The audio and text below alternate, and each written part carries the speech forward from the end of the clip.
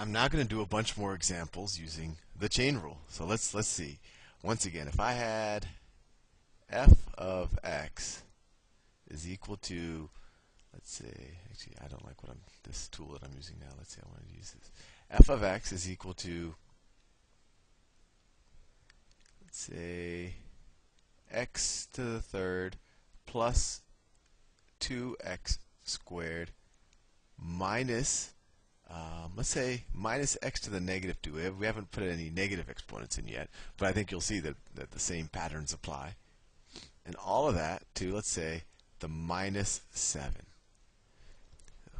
We want to figure out what f prime of x, or the derivative of f of x is. So this might seem very complicated and daunting to you, and obviously to take this entire polynomial to the negative 7th power would take you forever. But using the chain rule, we can do it quite quickly. So the first thing we want to do is we want to take the derivative of the inner function, I guess we could call it. We want to take the derivative of this. And what's the derivative of x to the third plus 2x squared minus x to the negative 2?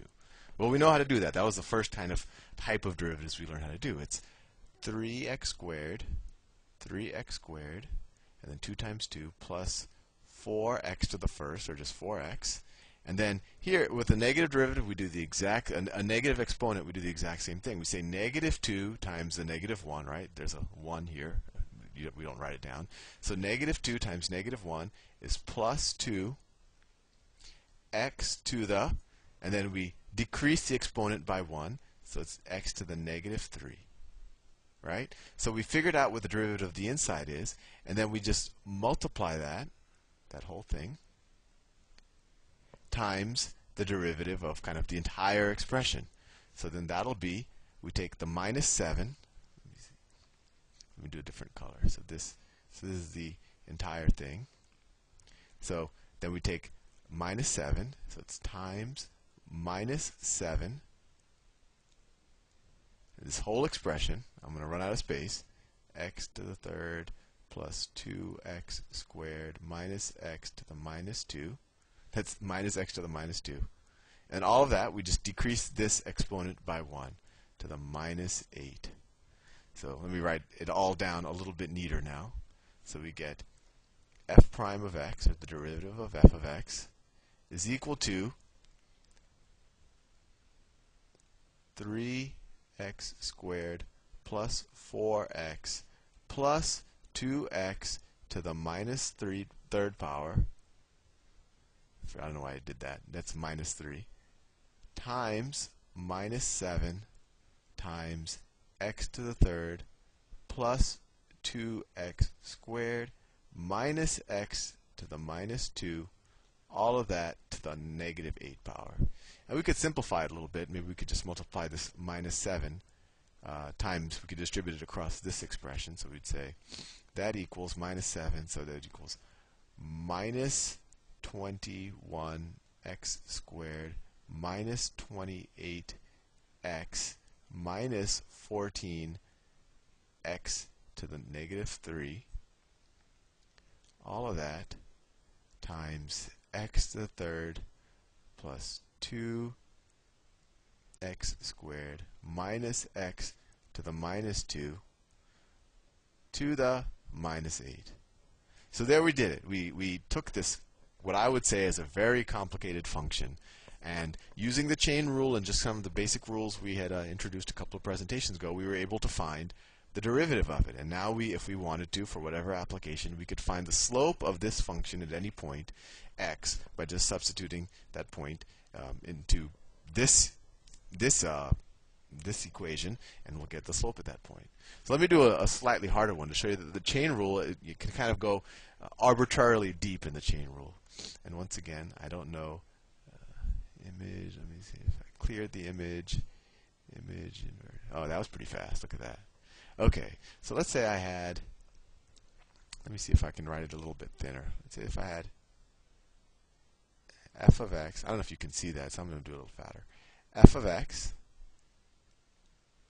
is equal to, I'm going to make it a little bit more complicated this time, 3x to the minus 2 plus 5x to the third minus 7x, all of that to the fifth, and then this whole expression to the third power. So you're saying, Sal, you're starting to go nuts. This is going to take us forever. Well, I'll show you using the chain rule. It will not take that long. So the way I think about it, so let's see, f prime of x equals. I start off kind of with the innermost function. So let me see if I can use colors to make it a little bit simpler. So let's take the derivative of this innermost function first, right? I mean, let me give you the big picture. We want to find the derivative of the innermost function, and then a little bit bigger, and then a little bit more big than that. I know that's not precise mathematical terms, but you'll get the point when I show you this example. So first we'll do this inner function, this inner expression, and the derivative, that's pretty easy, right? It's 15x squared minus 7, right? That was pretty straightforward. And now we're going to want to multiply that times this entire derivative here. So let me circle that in a different. So then we want to do this. We're going to multiply that times this entire derivative. Well, that's just times 5, and we just pretend like this is just like pretend like this was just an x here, right? Because the derivative of x to the fifth is 5x to the fourth, right? But instead of an x, we have this whole expression, 5x to the third minus 7x. So we'll write that 5x to the third minus 7x, and now the exponent here goes down by 1. So it's 5 times 5x to the third minus 7x, all of that to the fourth power.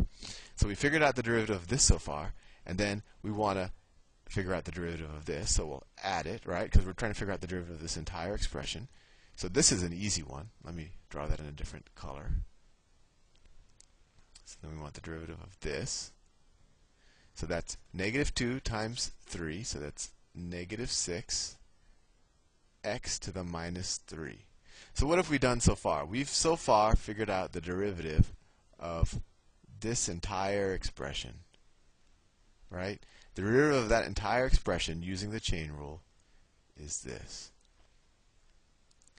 And now we're almost done. We just have to multiply that. So I've run out of space on that line, but let's just assume that the line continues. So that's times, and now we just take the derivative of kind of this whole big thing. And now it's going to be the derivative of I'm going to use this brown color. So it's a whole big expression to the third power, right? So that becomes times 3 times the whole expression, right? That's this 3 times, now I'm going to write the whole thing, 3x to the minus 2 plus 5x to the third minus 7x, that to the fifth, and then you decrement this by 1 to the second power. That was an ultra confusing example, and this is probably the hardest chain rule problem you'll see in a lot of the questions you'll have on your test. But you see, it wasn't that difficult. We just kind of went to the smallest possible function, and actually the smallest possible function would have been one of these terms, but we just found the derivative of this, which was 15x squared minus 7, and then we just used the principle that the derivative of kind of a function is just the derivative of each of its parts.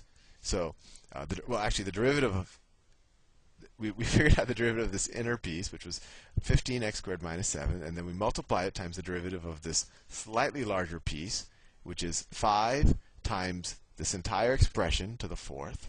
Then we added it to the derivative of 3x to the minus 2. And then that whole thing, and actually I should put a big parentheses around here, that whole thing, we multiply it times the derivative of this larger expression.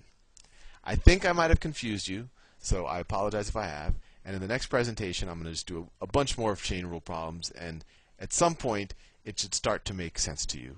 I think it's just a matter of seeing example after example after example. I'll see you into the next presentation, and I apologize if I have confused you.